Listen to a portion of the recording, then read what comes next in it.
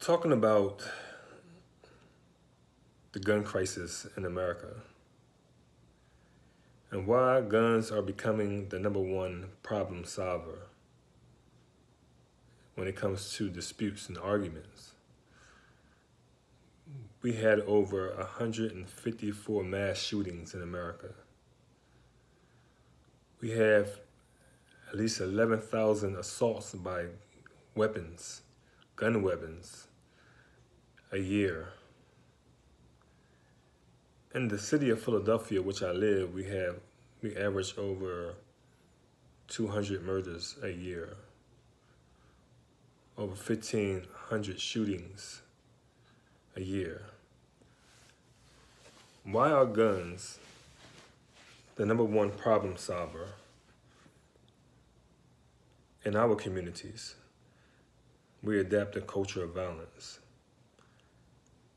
Now, for one, I would say when I was young, I was really attracted to guns as a teenager, not as a youth, not as an 8, 9, 10-year-old.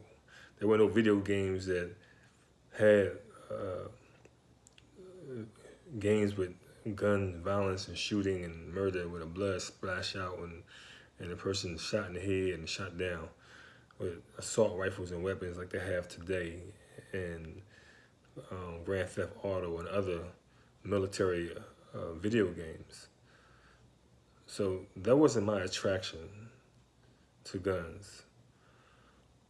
I believe my love and attraction for guns and no longer being afraid of guns came when I was 13 years old. And I told this story in my TED Talk. I was 13 years old and my mother got into a fight with her boyfriend.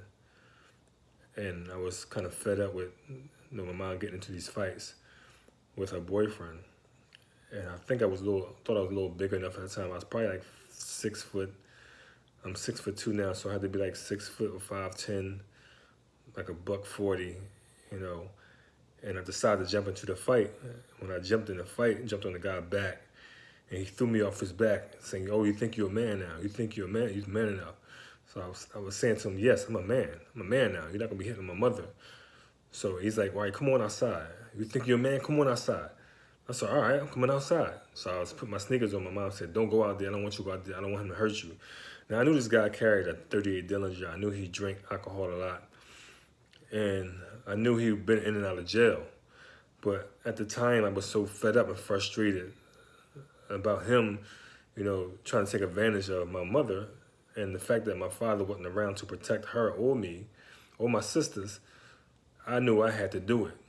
So when I stepped up at the age of 13 years old and I was so angry and frustrated, I didn't think about the consequences of my actions at the time. What could happen, what possibly could happen, or what he would possibly do. And I didn't know he was intoxicated or he was sober, but I did not care. At the time, I was a kid. I was afraid of the dark. At some points, I was afraid of the streets. At some time, being out at the dark because all the shooting that you hear in the neighborhood. But at this time, I didn't no longer care. I went outside. When I went outside, he grabbed me by my chest and he threw me up against the wall. And he pulled out this 38 Dillinger that he always carried and pointed it a few inches away from my face and told me, "Don't you ever jump into a fight with me and your mother again." And at the time, I was just thinking about, like, you're going to pull a gun out on a kid. This guy must really be a coward.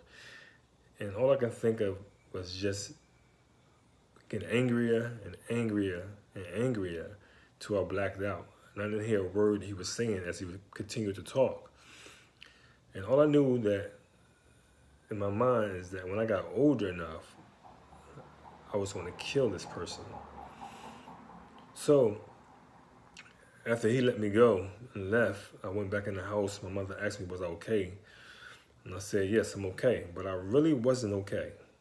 Really, I wasn't.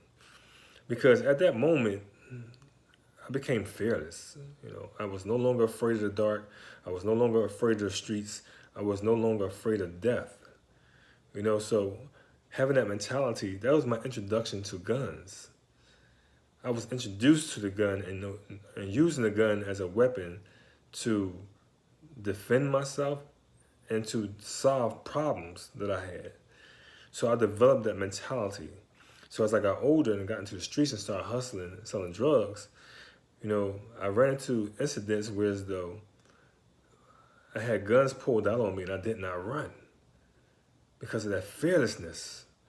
I can recall a time when me and my friends were standing on the corner. I think it was me, Bubby, Ray, Ernie, rest in peace, Spud, rest in peace, Spud. I think probably Moose was probably out there too, but we was just standing on our corner on 20th Street, and a guy pulled up in a car, and when he pulled up, the driver pulled up, the back window got rolled down, and the guy pointed out a shotgun and pointed out the window with it. And all my friends ran. They took off. And I just stood there on the corner, just looking at the guy. And looking at the driver. And they ain't saying nothing to me, and I ain't saying nothing to them. I know I didn't do nothing, so that's why I didn't run. But at the time, I was not afraid. I didn't feel nothing. I just looked at him like, all right, what you want? So he asked me, did I see some guy walk past here or drive by here or run by here? And I said, no, I didn't see him, even though I did not know who he was talking about. So when they pulled off, my friends came back like, what did he say? I was saying that he's asking for somebody, some guy named. I said the name, but my friends knew who he was. I didn't know who he was. It was the older guy. Those guys were older too. We was around probably 15 years old at the time, 15 to 16 years old. Those guys in the car, they looked like they was in their 20s, 24, 22, 24, or something like that. So I didn't think nothing of it. I just stayed there and I just left. And then another incident took place probably a few months later. Me and my friend Donnie and Ray, we was on Point Breeze. And Donnie had this big JVC radio that vibrates the concrete. So we walking down the street, jamming back in the day. That's what we do. We would carry a radio around. LL Cool J had a song called My Radio, Believe Me, I Like It Loud. So a lot of us, we walked around with radios. We didn't have CD players and phones with music and playing in the background, iTunes and stuff like that back then. So this is the 80s. And we walk into the pizza store, and a dude come in, he from down the way, older guy, probably 20, 21, something like that, with his girl. So I guess he's trying to take an order or make an order. And I don't believe the radio was up that loud, but it was loud enough. So he's like, yo, turn that radio down. And I just looked at him. My man just looked at him. Donnie looked at him with the radio in his hand. And Ray looked at him and he's like, yo, turn that radio down. I better turn it down or I'm going to turn it down. So he looked at me. I just looked at him back. I just looked at him. I gave you this blank expression, like with no expression on it, no angry look, no smiling, no nothing. Just give you a blank expression. That's how I was when I was young. So Donnie just looked at me. I ain't turning nothing down. It's my radio. I ain't turning nothing down. So he said, all right. So he ran out there and told his girl, go get that joint. So he signaled to her. She went to the car. She came back with a 38. He put the gun in his hand. He said, you going to turn the radio down or what? Now he pulled the gun out again. So Ray immediately backed up. Donnie, he backed up, put the radio down. I just stood there. I just looked at him. Then dude looked at me. I guess he tried to make sure I wasn't trying to do nothing. I just looked at him. He bent over, turned the radio off, clicked it off like, with a grunt. I looked at him like he gritting on me. So now I'm getting upset. So now he was showing up because he got a gun and he's showing up in front of this girl. So I was like, okay, I got him. So that's another incident that took place where I see that a person used a gun to solve his problem. The problem was turning down the radio. He wouldn't do it without that gun. So he got the gun because I guess it was three of us, but we were kids, 14.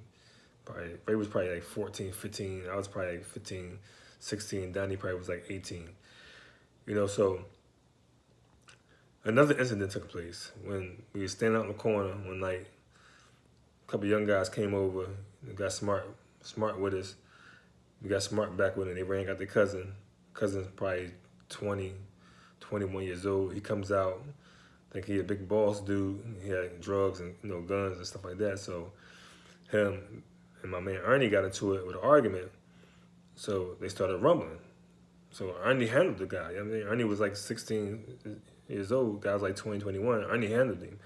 And he punched the boy in the eye and everything. And I started leading. So the boy ran in the house. And then we started chasing the other young boys down the street who initially started the fight. Next thing we know, the dude come running out the house with his shoes and sneakers on, running behind us, and he had the gun out in his hand. I mean, he runs up, getting closer and closer. My man Ernie and them left, ran. I think Ernie, Donnie, and I think Ray was there, and they all ran. And I stood there. And I just looked at him as he ran up, and I could see the guy. He couldn't even see. He was squinching and everything. So he probably needed glasses. And set up the gun, like, where'd it go? Where'd it go? Where'd it go? And he looking at me, and he looking at his little nephews or cousins. I don't know who they were, to him. But he looking down the street and seeing like Donnie and them running. So he just stood there saying, "Oh, y'all go home, y'all go home." Then he looked at me again. I just looked at him back. I mean, and then he walked his way and I walked my way. I went to court up with my homies. So that's another incident where I didn't run when the gun was pulled out. You know, I'm just thinking about recalling all these moments when I see that people use the gun to try to bring some kind of control or resolution to their problem, or some bullying tactic, basically in situations where as though I should have ran. I should have went away, but why didn't I run? You know, and then in the incident that happened in the shooting at the skating ring when I caught the homicide, you know, when all the shooting had started, I didn't run that time either. You know, I mainly took cover, but I didn't run. I wasn't in fear of my life. I wasn't afraid, you know. And then that took place, and after that, the shooting started taking place, happening. I started walking away after that when I heard the police coming. You know, so I'm recalling like all these particular times where as though I got into incidents with people, altercations, arguments, and everybody used a gun to resolve their problem or try to solve the problem or try to take control over the matter, you know. And that's what resulted in me doing the same thing, just from being traumatized by that situation at the age of 13 years old when my mom's boyfriend pulled a gun out of me, ex-boyfriend pulled a gun out of me and put it in my face. That made me fearless, but at the same time, it was a dangerous thing because I would no longer run from a gun because I had no fear of dying. You know, and in the society we live today, with all this violence going on, most of the people, they resort to a gun to solve their problem instead of communicating their feelings and their emotions, or what they're feeling, what they're going through, or even just walking away from the incident or situation. Because everybody think they have more power with the gun. They think they have more control with the gun. They think they're going to win with the gun. But the reality is that if you're not a police officer or a Marine fighting a war in Afghanistan or a federal agent, you have a gun and use your gun to solve your problems, you are going to jail. You're going to prison if it's not justified in any kind of way. So think first before you even pull out a gun or think to use a gun to solve your problem. I don't care if you're licensed to carry, because there are rules to license to carry, so you can't justify just shooting anybody because you're licensed to carry. You don't have a license to kill, you have a license to carry. So just remember that, and always think about saving a life instead of taking a life. And on that note, teach peace, peace, live in it.